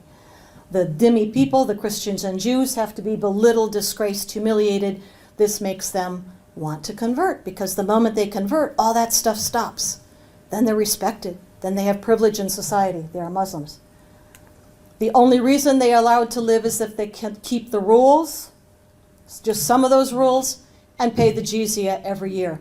Can't ring your church bells, can't blow the shofar on the whole high holy days of Judaism, all these other things.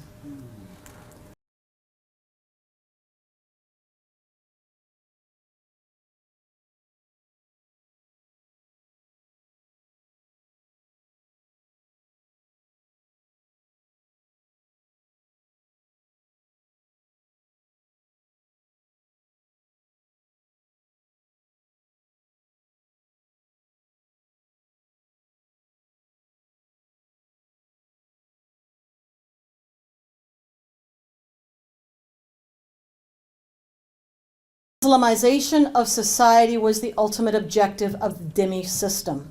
That's why the majority of the Middle East today is Muslim, because of this system. Yes, again, as I said, thousands were killed. Many thousands of others emigrated and fled. But the vast majority, over time, converted.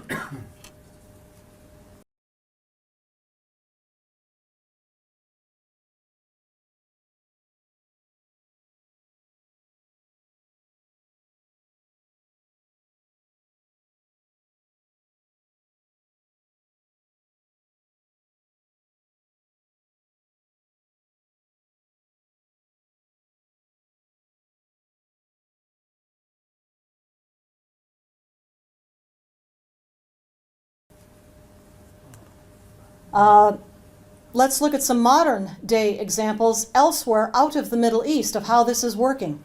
This is a picture of the plaza in front of the great cathedral of Milan in Italy. You can see row upon row of hundreds of Muslims occupying that plaza and praying in their rows there. They are occupying that space and claiming it for Islam right in front of the cathedral. That is a message to the West, to Christendom. They intend to take this back. Of course, lots of Italy was under Islam for a long time.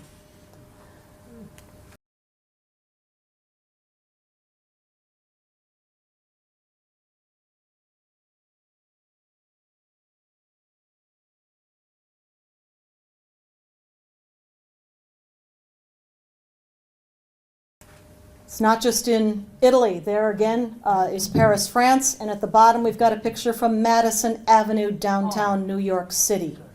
The same thing, occupying the streets, physically taking up the space and claiming it for Islam.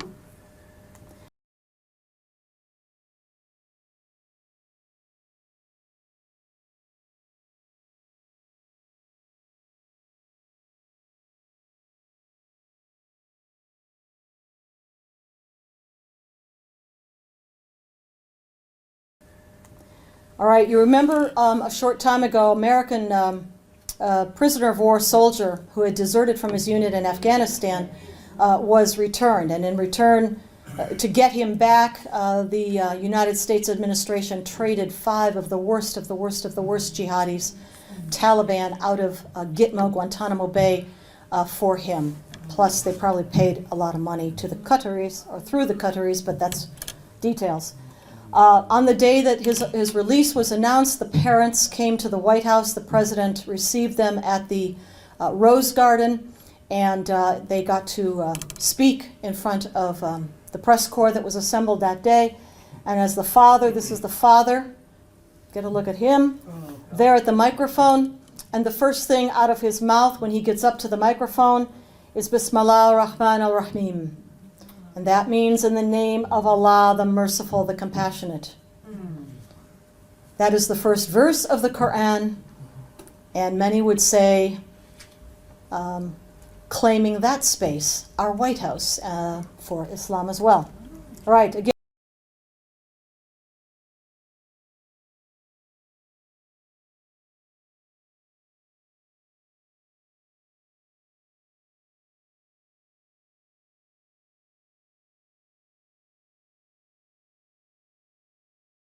Muhammad, the perfect man.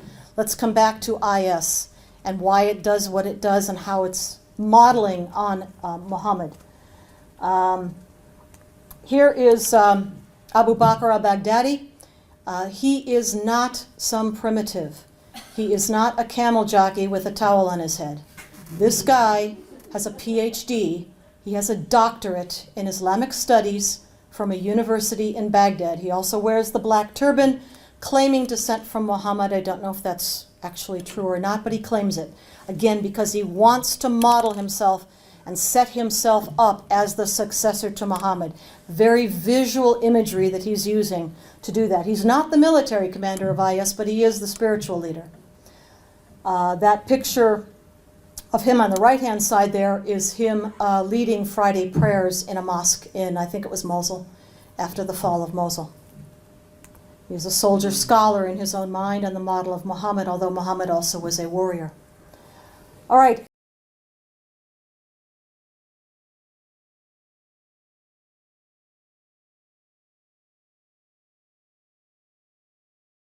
All right, all of these elements are in IS's favor right now. They've got all of this.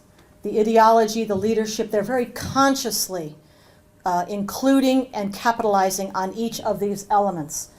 The fighters, I don't even know what the number is now. When I made this slide, it was that many, but I don't know how many now. Weapons, money, etc. This is the structure of IS. This is what makes them the powerhouse, the juggernaut that they are.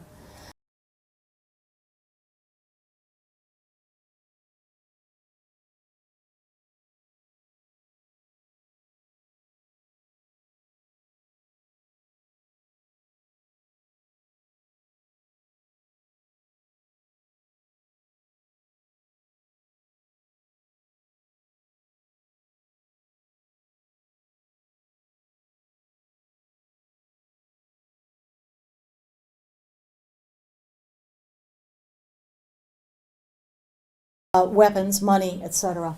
This is the structure of IS. This is what makes them the powerhouse, the juggernaut that they are. The threat, I think the most important threat from IS right now to our Western societies are these jihadis with passports, meaning people from our own countries with Australian, Canadian, American, British, Belgian passports who travel over there, answer the call of jihad, go to Syria or Iraq to join the fighting, and then with those passports, if they haven't been flagged or noted, they can come right back. They can cross borders. A lot of those passports, you don't even need a visa, at least to come into the United States from Europe. They are a serious threat to our societies because they're going to come back from battle all fired up. If they weren't fired up already, they're coming back all fired up with jihad ideas in their heads.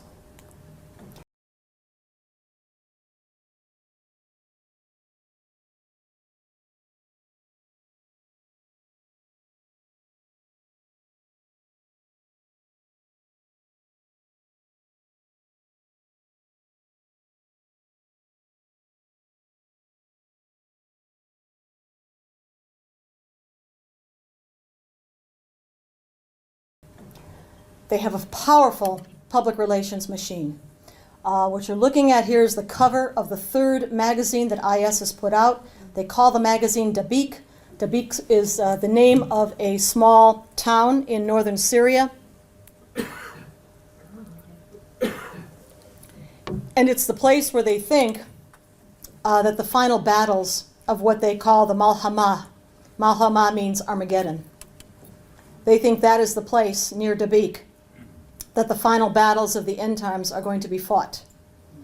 And this magazine, this particular issue, the third one, is all about, as you see the name of it, a call to hijrah, calling to the jihadis, young Muslims in the Western societies and elsewhere, to come to fight, to come to join the caliphate, to come to join the jihad. And they're very sophisticated, using all the tools of the internet, Facebook, Twitter, Instagram, SoundCloud, all of these. They're everywhere on these. We just heard recently in the news, or I saw it, that I think it's a Canadian, if I'm not mistaken, was identified as one of their top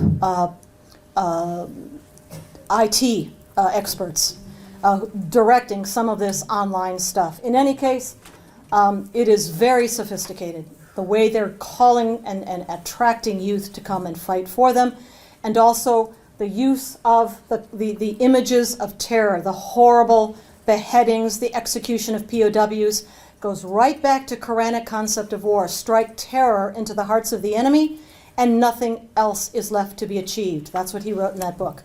Strike terror, and you're done. You've got it. If the enemy is terrorized, you've already won. That's what this is about. U.S.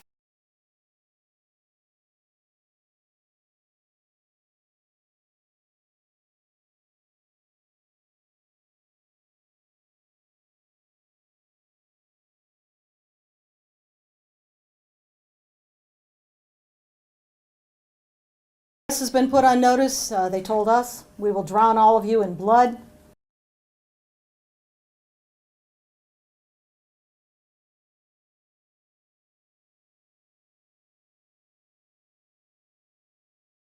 Are examples of prior individual jihad. This is from the United States, and also on there we've got Lee Rigby in the UK, and also the Jewish Museum shooting of earlier this year, done by a returning jihadi who had been to the Syrian battlefronts.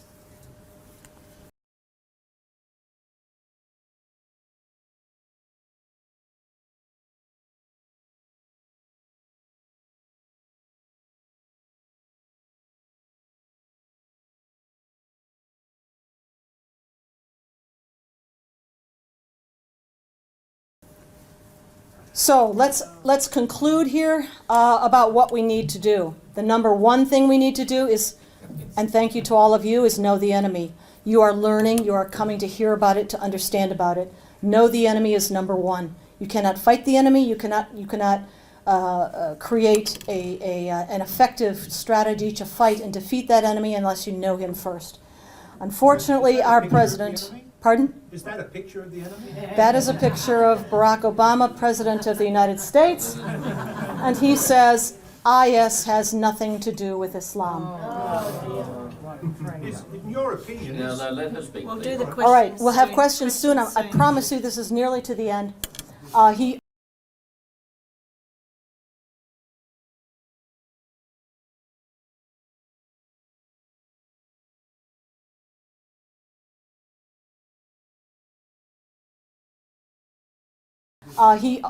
went on to say, I don't know why they keep calling it ISIL. I'm not sure. It's the Islamic State. That's what they call themselves. But he says ISIL.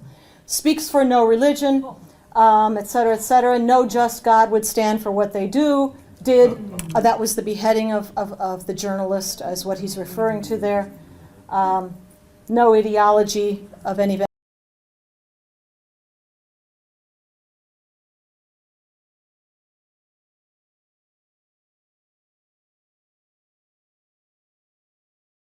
whole of civilization assault, and we have got to counter it with a whole of civilization defense. That means not just kinetic, it means the information battle space, it means in our faith communities, it means in our media, all through our society, has to be unified to oppose this and to defend against this, because they're coming at us with all of that on the offensive.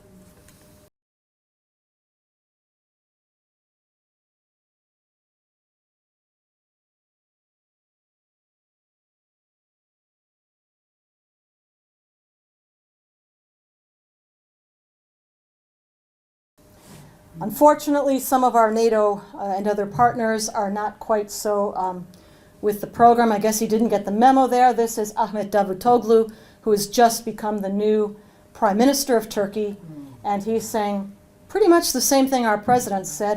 IS is not a terrorist organization, etc., etc.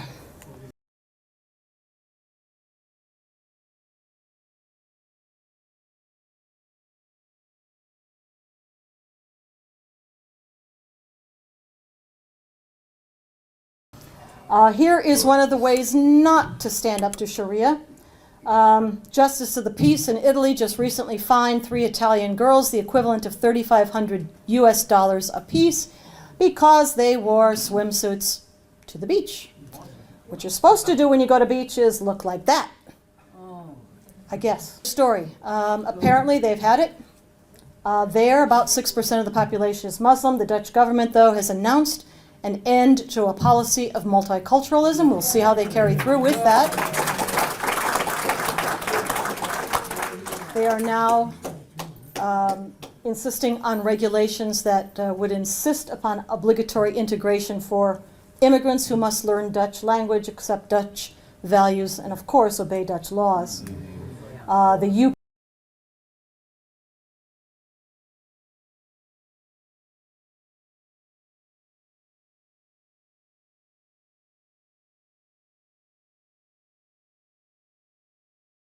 The UK, not officially, but this is a former shadow Home Secretary who said this a short time ago, called for the UK to strip citizenship from Brits who go over to fight for IS.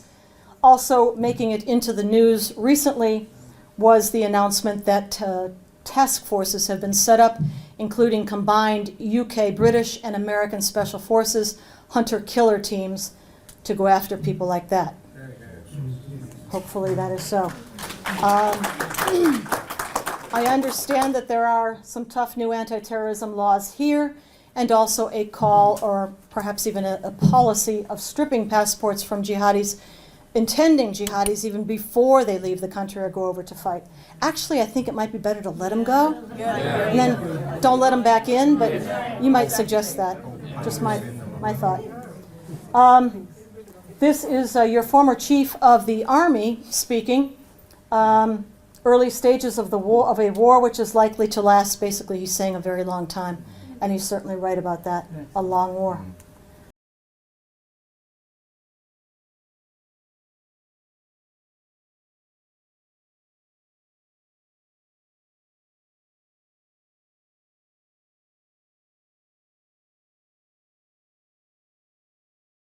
All right, what must we do? This is the final 2 or 3 slides here.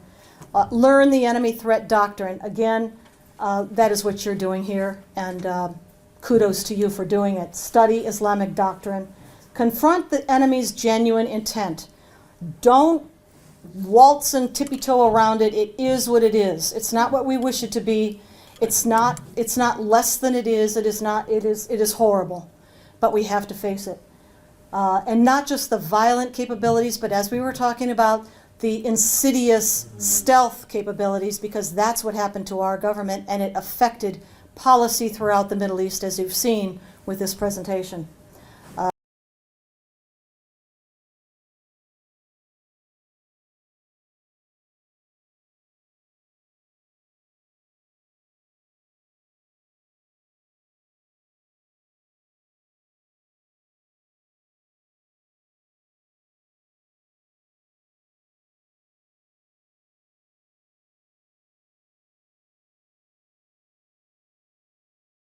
All right, self-education. Participate as much as you can in things like call-in radio shows, op-ed writing, contributing to op-ed pieces that can be published in different places.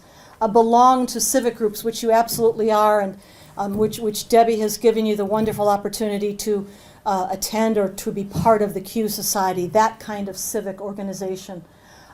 Be alert for local legislation and zoning changes that might signal the arrival of perhaps a new mosque. Engage with the schools. If there are children in your family, look at what's in their textbooks, know what's being taught in the classroom. And then faith-based communities, be they Christian or Jewish or whatever it might be, but be part of that in an active way to sponsor, support speakers, suggest speakers, encourage the leadership of these faith communities to speak out and be brave about it.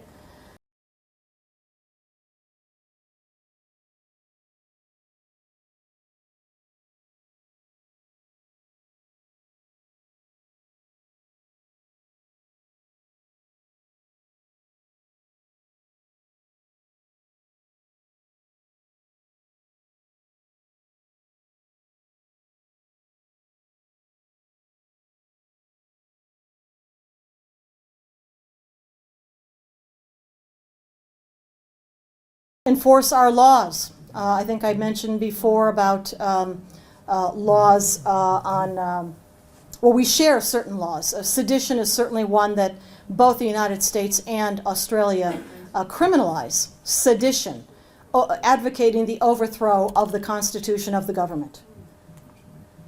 Got to be enforced.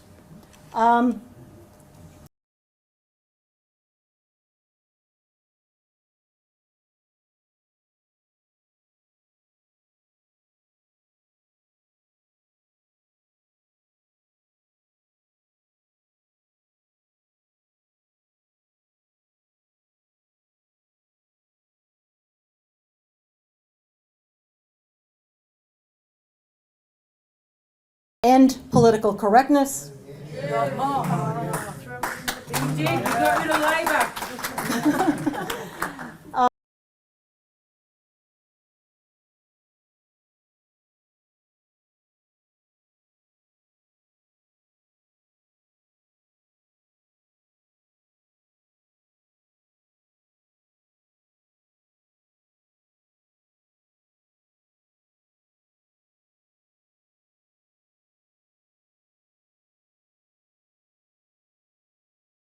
Has got to be monitored. This is the example of Major Nadal Hassan, who shot up our military base at Fort Hood after giving plenty of years' worth of warning about who he was and what he stood for. That little image at the bottom is his PowerPoint presentation. He was studying to be a psychologist, and he was supposed to be giving presentations on psychology, something to do with psychology. Well, instead, he gave a PowerPoint presentation on the Quranic worldview as it relates to Muslims in the U.S. military. He gave the warning, but we refused to see. What did Ayman al-Zawahiri say that from the quote at the beginning? A jihadi awakening, but you refuse to see it. Within our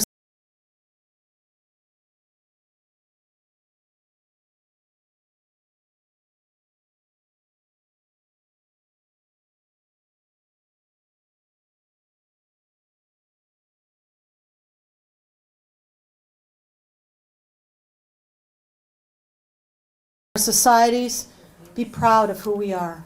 Be proud of our national achievements, our culture, our heroes. Relearn our history and teach it to our children. Honor the heroes of our society, our military people, our law enforcement, veterans, patriots, and so forth.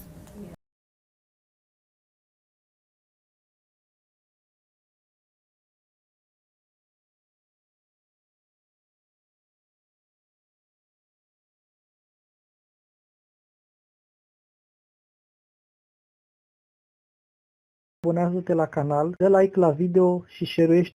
Of the government. Got to be enforced. End political correctness. You did, you got rid of Labour. Military has got to be monitored. This is the example of Major Nadal Hassan, who shot up our military base at Fort Hood after giving plenty of years' worth of warning about who he was and what he stood for. That little image at the bottom is his PowerPoint presentation. He was studying to be a psychologist, and he was supposed to be giving presentations on psychology, something to do with psychology. Well, instead, he gave a PowerPoint presentation on the Quranic worldview. And thank you. Te rugăm